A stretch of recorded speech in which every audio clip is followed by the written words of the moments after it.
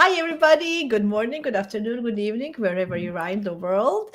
My name is Jasmina from Jasmina Brozovic Astrology. Welcome to my channel. I'm so excited to have one of the best astrologers I know, Liz, here with me today. We're going to talk about the nodal shift that it's upcoming in January next year. More details coming up. Before we start, I just want to let you know that some little bit of advertising. My newsletter is out if you want to subscribe for the next one, and you can go to my website and check about the November energies because we are just starting November. And yes, hi Liz, how are you? I'm very good. I'm very excited to dive into this amazingly exciting topic. Yes, thank you again for taking the time to speak to me. You probably know, Liz, from the last time we spoke, we talked about Uranus and Jupiter conjunction in the spring, but last year we talked about last nodal shifts. So we currently have lunar nodes in Aries and Libra, and they are switching signs to Pisces and Virgo. And before Liz takes us off in more detail, I just want to give you some dates. So we're going to have the change happening on January 12th, 2025 until July 26th, 2026. Interesting. Last time that this happened, because the topics are going to probably come up the same topics because astrology is about patterns and repeating of patterns. So think about what happened between June 23rd, 2006 and December 18th, 2007. And then before December 3rd, 1987 and May 22nd, 1989. So those kind of things can happen again. Well, Liz, before we go any more details, tell me a little bit of reflection on what are we leaving behind with Aries and Libra before we dive into Virgo and Pisces.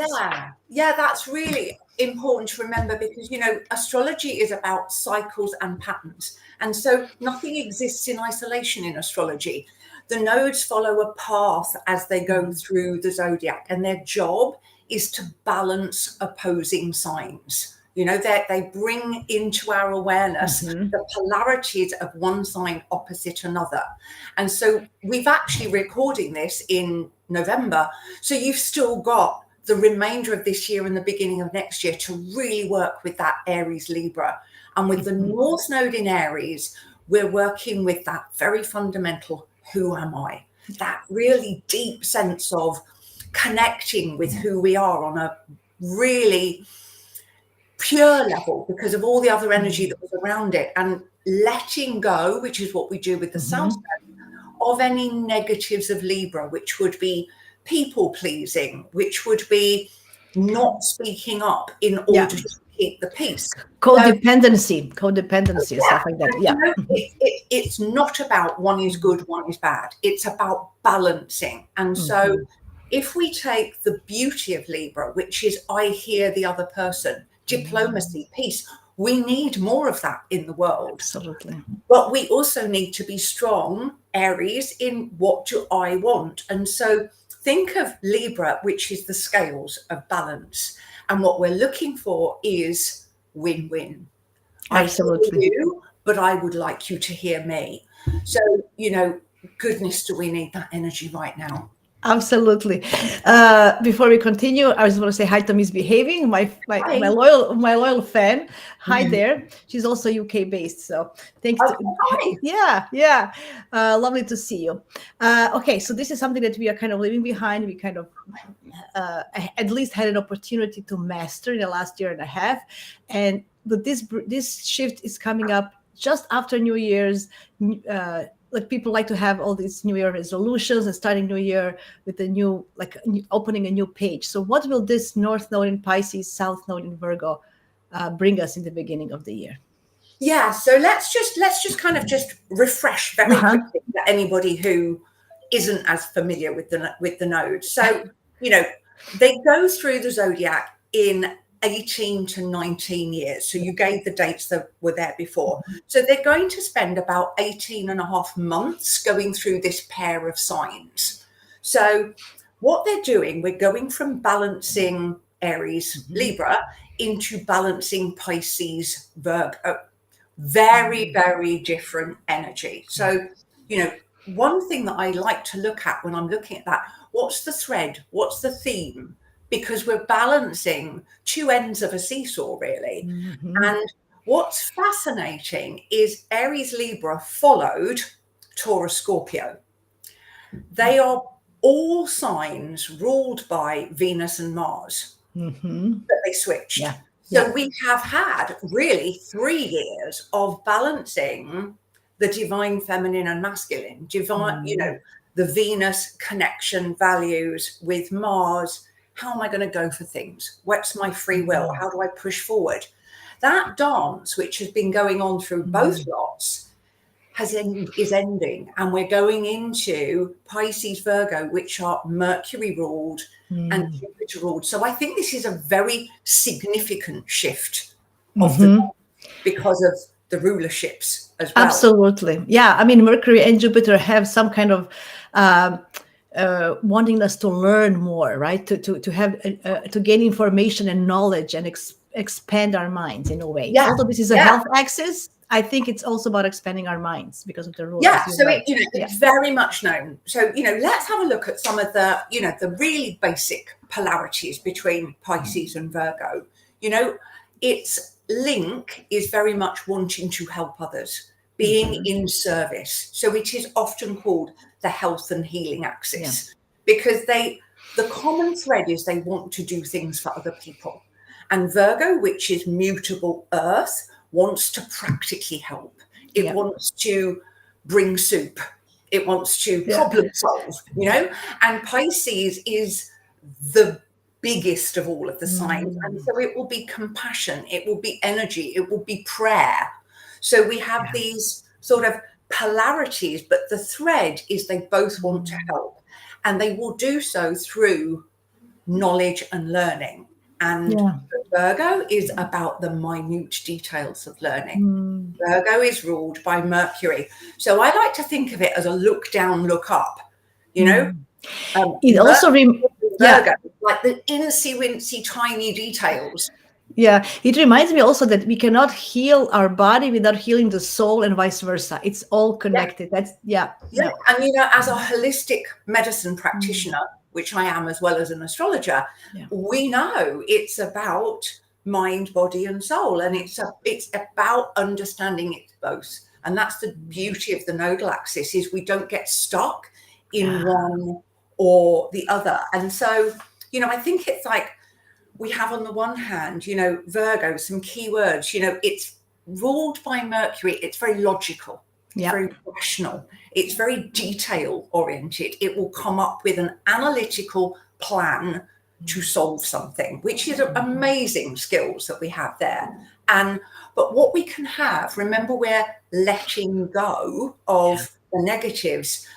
Mercury in medical astrology will rule our nervous system and anxiety. So we can see with Virgo in its negative that we are in this pursuit of perfectionism, which Virgo has. We can become anxious. We can have OCD. We can have perfectionism. We can have self-criticism. Big Virgo is like, I'm not good enough, and and constant worry. That's what I feel as well, with constant worrying about something that didn't even happen, worrying about future, what the future and like the head, because we're very in our head with that, and it's like coming up because they want to solve problems. They're solving problems that don't even exist yet, and we have to remember the beauty of Virgo. It's the sign of the symbolic sign of the harvest, and so at her core, it's the maiden who is collecting the harvest in order to feed people. Beautiful. But that sorting of the harvest, the wheat from the chaff, sometimes because it's mutable, it can go round and round. So we often see overthinking, and so we have to realize there are some lovely qualities, but with the South Node in Virgo, we're being asked to really consciously balance with Pisces, because the medicine is often in the polar sign, isn't it? Absolutely. Yeah, I love what you said. Absolutely. And self-criticism is going to be highlighted even more because you're going to be asked to let go, as you said. So letting go of that harshness, of towards ourselves and Yeah. and others as well. We can, Virgo can be critical of others as well, because Absolutely. it wants to improve something, but sometimes you just can't. You have to let it go. So please. Yeah. And we can also be stuck in this need, this very scientific almost need to prove everything. And sometimes you just have to trust that it's part of a bigger picture and that you don't know the outcome just yet. And that medicine is Pisces. Yeah. Oh, I have to ask you now something, because I talk to a lot of people, and some of my friends who have strong Virgos or have strong kind of practical minds, they often ask me, what does fate mean? Even like they can't even understand the concept of fate, which is, what does it mean to have trust in what and how? So what would you say to that? Because I think this is the invitation with this axis to go and explore our fates. And so what does that even mean? Yeah, I mean, I think it's literally in this balance of, of it's okay to not know. That's the whole thing with Pisces, which is co-ruled by Jupiter, where we see the bigger picture, and Neptune, which is boundaryless. Neptune connects everything to everyone. And it's that understanding, I think, that if we likened this to a jigsaw, okay, say you were going to solve a jigsaw. Okay. And you can get really stuck, can't you, on like looking at this tiny bit and like trying to find the bit of grass that fits in there, and you're getting really stressed, and you're like, who knows, you're stuck looking at that. And what if you just stood back far enough to see the biggest picture? Maybe that part of the jigsaw fell off the table and is under the sofa. So Pisces is maybe the answer is in the stillness and the pause of standing back, because we can miss the bigger picture because we're so focused on controlling. And I think that's one of the things that we get, Virgo, I like to think of it as like the person who's amazing at the Excel sheet. Yes. And their diary, meticulously to the tiniest detail. And there's no room for the magic. Yes, I was just thinking, excellent that you mentioned the word magic, because because a great metaphor, this jigsaw puzzle. Even if you don't find the missing piece, even if the picture is missing the little piece, there's some beauty in it. Yeah. There's like some undiscovered piece of it. It's a magic that you can still tap into. Oh, I froze. Okay. Yeah. Okay. Yeah, you froze. It's okay. I'll change the camera. So maybe that is we don't have to, Virgo, manage the minute of everything. It's okay to not be okay. Imperfectly perfect. Yeah, continue talking about Pisces now, because I need to find a way to my about Pisces. I will. So I think we need to look at some of the qualities of Pisces, which is an emotional intelligence. So if we had the rational intelligence of Virgo, we have an emotional intelligence, which is intuition, spirituality, trust, seeing the bigger picture of, and being able to understand that things are part of something way bigger than we actually understand. And if we just let it flow, remember Pisces is water. So that's why I think the thing that we can do with Virgo is it's earth, okay? And earth can be rigid and structured. And if it's too rigid, where's the room for the flow? Where's the magic? Where's the synchronicity going to come in? And the thing that is meant to be, if it's so planned and so rigid that there is no flexibility in that plan. And I think that's the dance of those two signs. I love that. Yeah, because most of us are wanting to be in some kind of control of our lives, or situations, of people around us, of everything, but you just can't. That's the whole point. You just can't control it. You can't, you need to kind of have faith.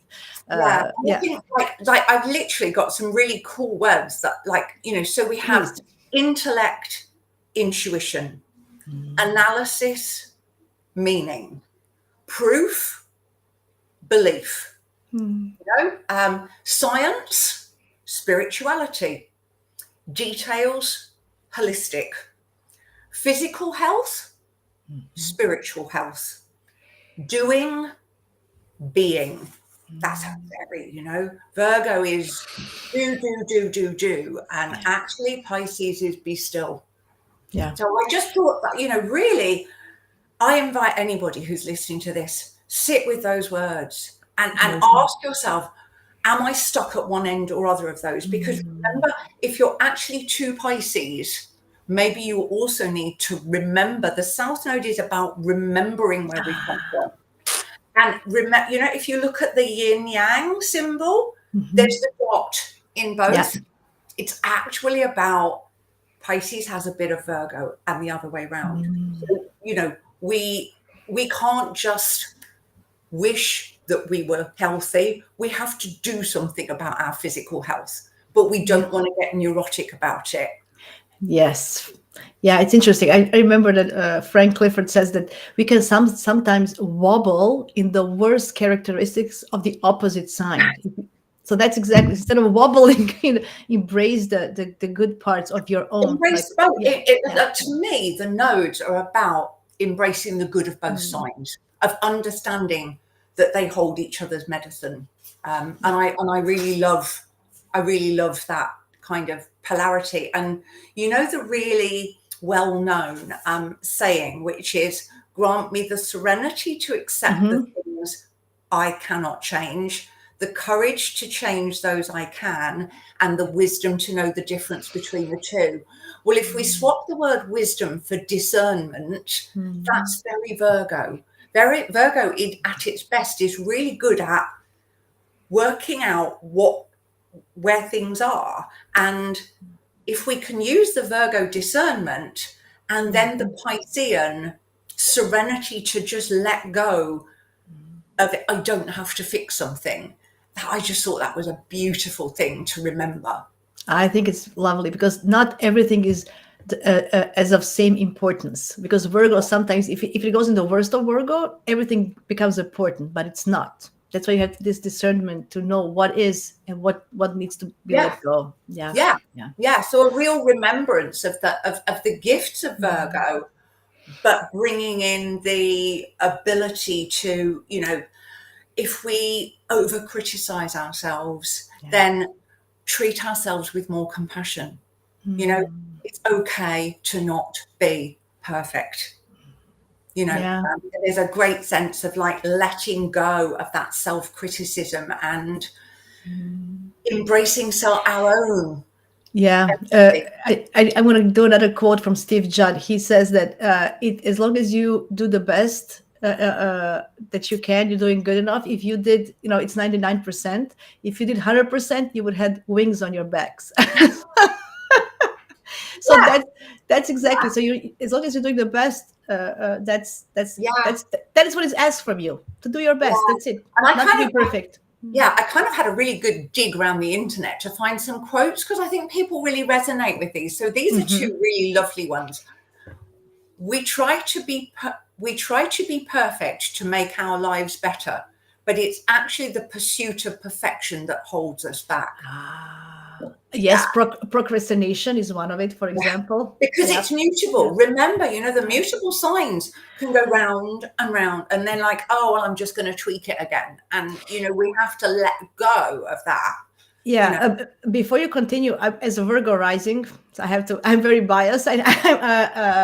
Sometimes I know because of that Virgo, sometimes I just don't do things. I don't start because it's not, the environment is not good enough. The situation is not perfect. Then I just don't even have the courage to start something or do something, which then I miss out in life because I don't have that experience. So we need to let that go, really, and just go. Because the intention is to be in service to others. So that's why I always say to my clients with Virgo, go back to the motivation, go back to the intention, and then that's much easier to let go of the perfectionism because that ultimately you're doing it for other people. You want to serve others.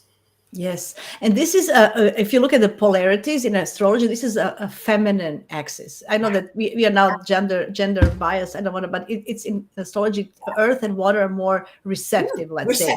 Yeah. Right. So you need to think about that. It's not about doing things assertively and outside. It's more of, I think, an inner work. I think this is going to be more inner work than Libra and Aries was. Absolutely. Yeah.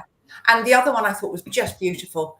Self-compassion is more effective motivator than self-criticism because its driving force is love, not fear. I love that. And Pisces is, remember, Venus is exalted in Pisces. Pisces is universal love. And I just love that, you know? Yeah. Try living in love. And that's Pisces. And I've got all, you know, I just think that's beautiful. I think that's what we need to embrace. Yes, I think this is beautiful. The words that you said, that, you know, the opposite words, and this, I just quotes perfect. This is Virgo perfect. Virgo rising approves. Yeah. Okay. So I kind of, I just want to kind of, I think this would be a really good time to talk about some of the other energy, because nothing in astrology exists on its own. Absolutely. Yes, astrology go ahead. is the most beautiful, intricate cosmic dance. And if we dance with it, we feel in alignment. And the energy that's around this is, well, we talked before, profound, isn't it? It's beyond profound. And I think that plays into a deeper understanding of these nodes. And to me, the biggest one, if we look at universal connection, okay, we look at this understanding that we are. Steve is here. Hey, Steve. Oh my God, Steve, thank you for joining. I was just quoting you. Self-compassion is better than love. Thank you. Wow. I'm going to go all Virgo now and go, I'm not good enough. No, you're the best, please. Go ahead, please. So what we have, you know, this is accompanying this enormous, unprecedented shift of the three transformational outer planets, all changing from yin signs into yang signs. We're going to, before the nodal shift, Pluto will move. Then next year, we will see Neptune move from Pisces into Aries. We will see Uranus make its first steps from Taurus, Earth into Gemini. And also we have Saturn, the last of the inner planets. So we have this kind of yin-yang dance. And I just think we're connecting so much deeper with the energies of the outer planets. And this Pisces-Virgo shift is connecting us with our own spirituality, like helping us to transcend out of the earthly minutiae detail and connect with our more spiritual self. And I just love, we're at the beginning and end of the zodiac, aren't we? Yes, so I was just going to say. Just as Neptune and Saturn will be going from Pisces to Aries, the nodes are going the other way. So yes, I don't even know exactly how that's going to play out. I just know it's beyond significance, this beginnings and endings. Yes, I do feel, because Pisces is the last sign of the zodiac. It's a completion. It's connection with something that we can't tangibly see. So it's with the invisible, with something that it's deeper inside. So I think with, as you mentioned, with Saturn and Neptune also being in Pisces with these nodes, I think the beginning of the year is going to be all about letting go and connecting with something divine, and letting go of something that doesn't do us purpose anymore. Yeah. And I think one thing that's, again, you know, important to remember, it's not North Node good, South Node bad. It's no. This big balance. And I think one thing, I don't know how it will play out, but it's absolutely fascinating to me that during this 18 and a bit months, obviously we're going to have the eclipses falling across Pisces-Virgo. And during this, there will not be any North Node solar eclipses. So that's going to mean more to astrologers listening to this. Okay. I just think that's really interesting, because the North Node represents the energy we're trying to strive towards. And a solar eclipse will be a new moon eclipse. So it marks new beginnings. And a lunar eclipse will be a full moon, endings, culminations, letting go. So when we drill down into what's the flavor of an eclipse, we will be saying, is it falling near the north or the south node? So if we reflect back to the Aries where we've been, we had a massive solar eclipse in Aries in April. And the planets around it, it was so much about a complete new beginning of who am I.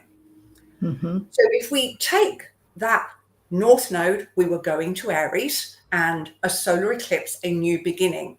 We don't have a north node solar eclipse in Pisces. Yeah, it's going to be in Aries, this one in March. Yeah, they're going to be out of sign. There's going to be one in Aries, and then there'll be another in Aquarius. So to me, that's, I don't know, I'm sitting with it.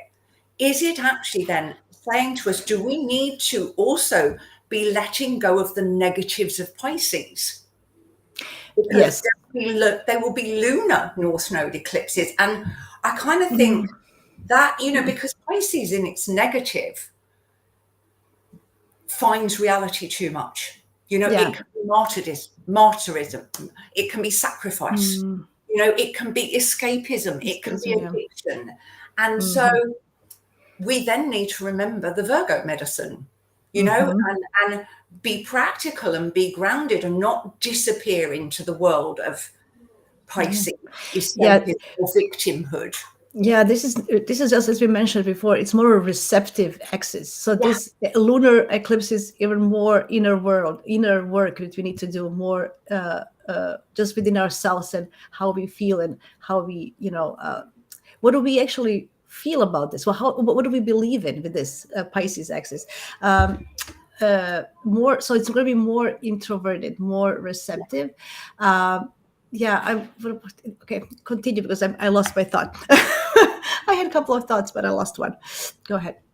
Yeah, no, I mean, I just thought that was a really interesting kind of looking at the overall astrology and saying what are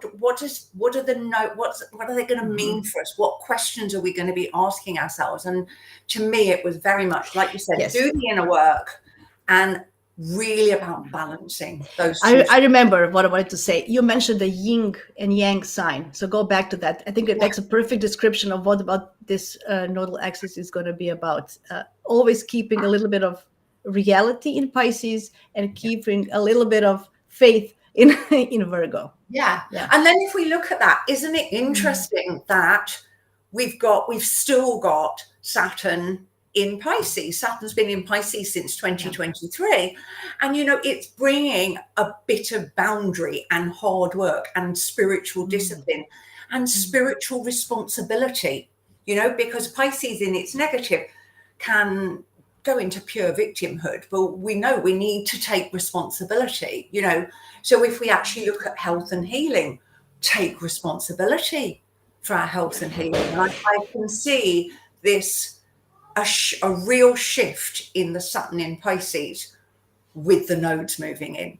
I think that's going to be a big shift of how that energy is going to play out. And as a homeopath, I'm really interested to see in our community how that's going to play out, because quite literally Saturn in Pisces can be memory of water, structure of water, as part of healing and as part of, you know, I'm hoping a deeper realization of holistic medicines, because, you know, Virgo can be about, you know, precise, tiny things, you know. So on the one hand, in health, we have the microbiome. That's Virgo, and that's one of my big things I work on. And this big holistic health. So, you know, I hope that we'll have a lovely balance of. Yeah, I'm just thinking because, as you mentioned in the beginning, the dance between the Saturn and Neptune at the last degrees of Pisces and beginning of Aries, it's kind of, because Saturn is definitely opposites, right?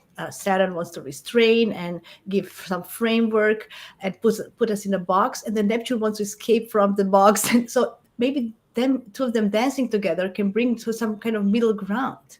Maybe, you know, taking the best. I think with this axis and with the two of them doing that little dance, as you mentioned, I think we're on a good path, actually. I think it's going to help, right? When we actually look at what we do in astrology, what we actually do as homeopaths. We do Pisces-Virgo. We do it every time we look at a chart. Every time I look at a case, we're literally, it's look at the details, use the discernment. What are the important things, you know, and then stand back, look at the totality of the chart, look at what's bigger meaning, and then drill down on what planet, exactly where it is, what's the mathematical degrees between it.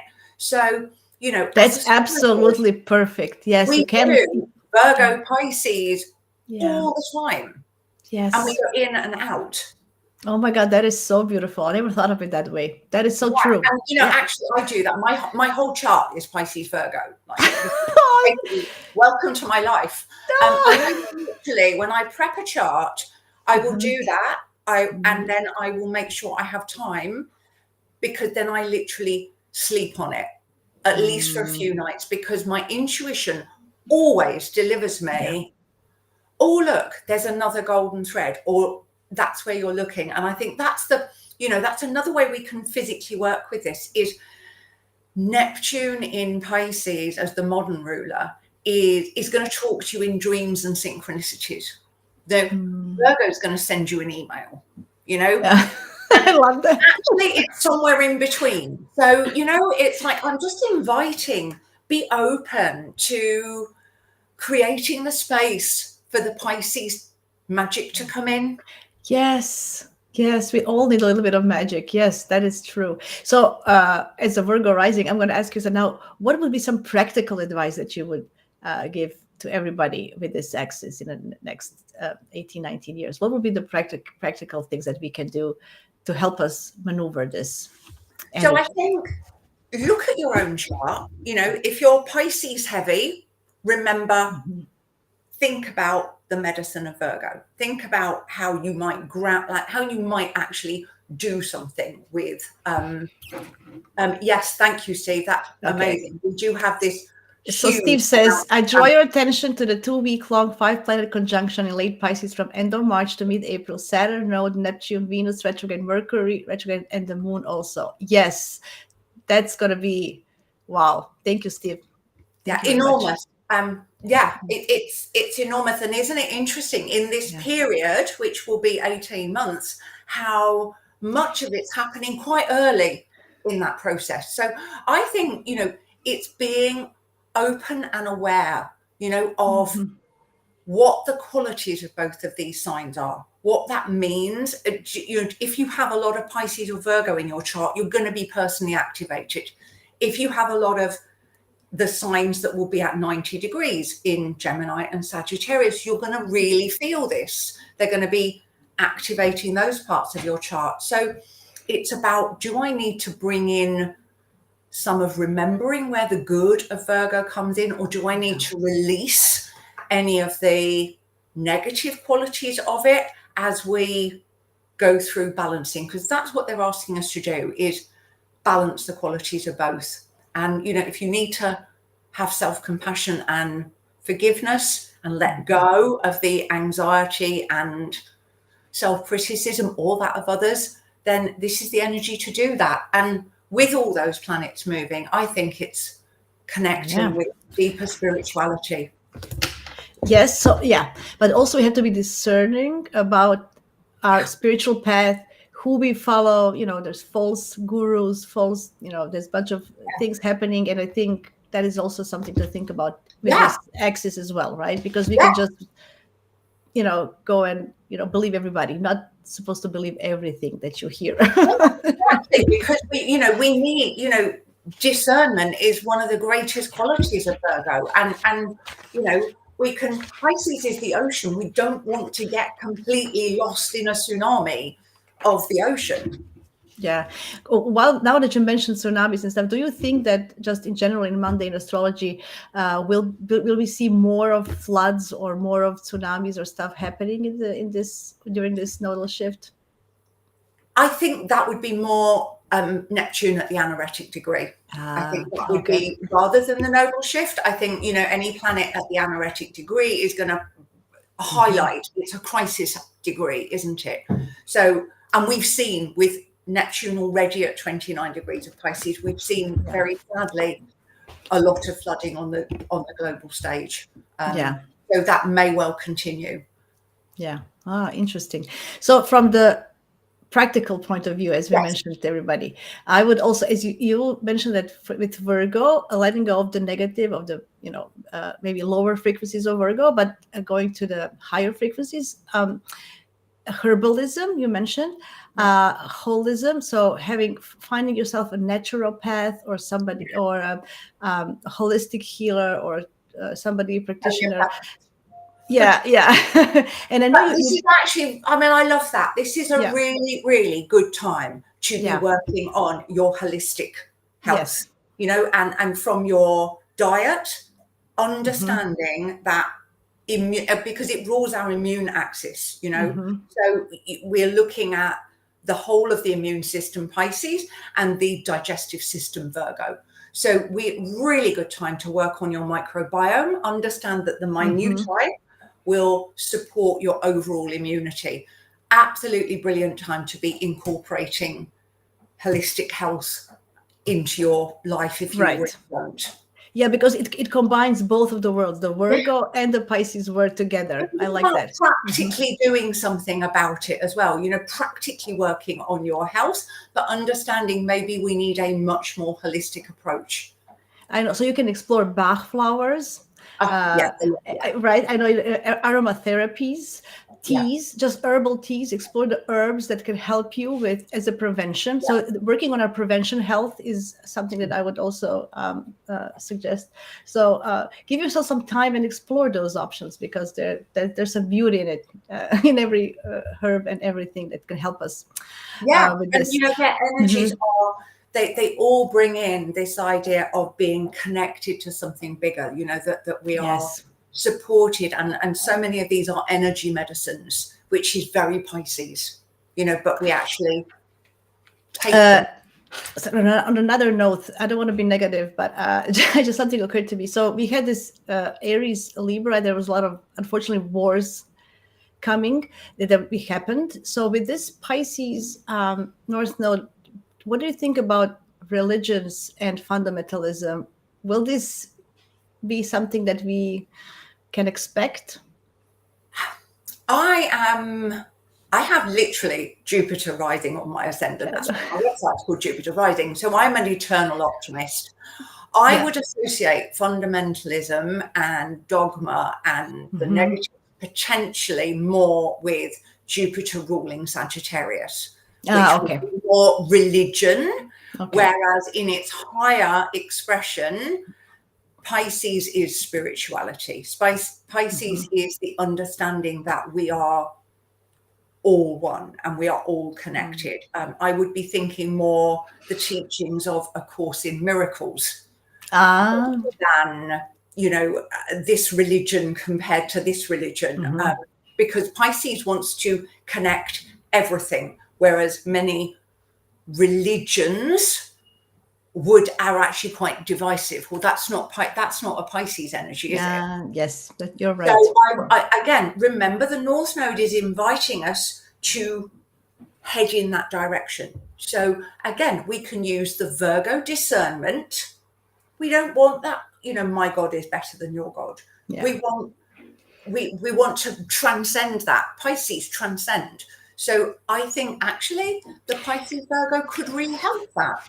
Yeah. Now that you mentioned it, also Virgo discernment is about making a difference between religion and spirituality, because many are putting it in the same basket, which is not just as you explained it now. It's not the same basket. So inviting us to differentiate those two. And it's absolutely the understanding that what I do, because everything and everyone is interconnected, what I do impacts. And if we actually embody it at its highest level, we wouldn't hurt other people. It would instinctively be a better world. Now it's, I think there's an invitation to just stop and pause and think about, how could I do that every day? How could I bring that compassion, genuine compassion to other people and myself?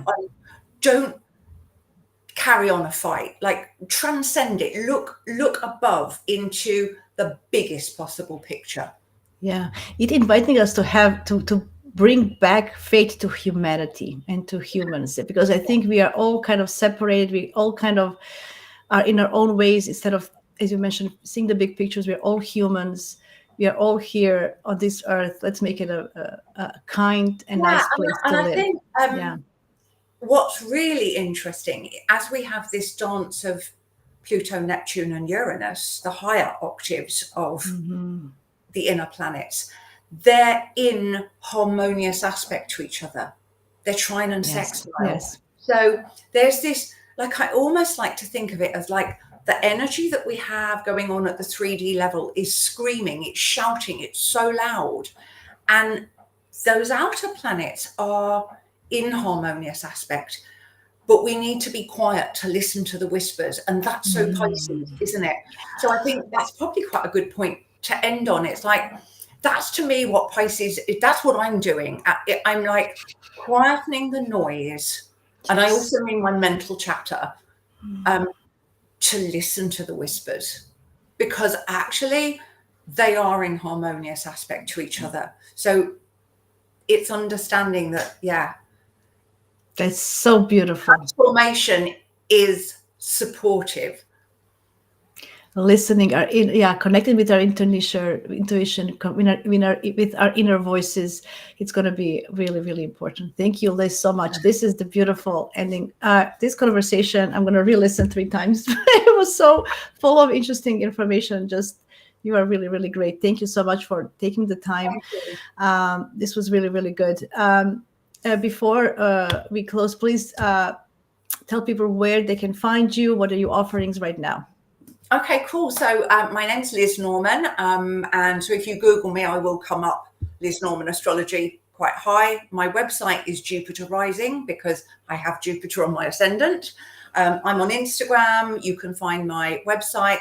And before I became an astrologer, I was a homeopath and a Bach Flower Practitioner for 20 years. So holistic medicine is my world. And, it marries so amazingly with astrology. And so I work in combination with both. But astrology was that missing piece of the jigsaw. So actually now I start with the chart. I find the medicine in the chart, and then I give the remedy to support the work that we do. And that's so Pisces-Virgo. That is so beautiful. I think you're the best way to help people during this Virgo Pisces nodal shift. So please go. I'm going to put all the links in the description below. Please contact Liz for anything that you need. I hope you're going to chat soon. I really, really enjoy all our talks.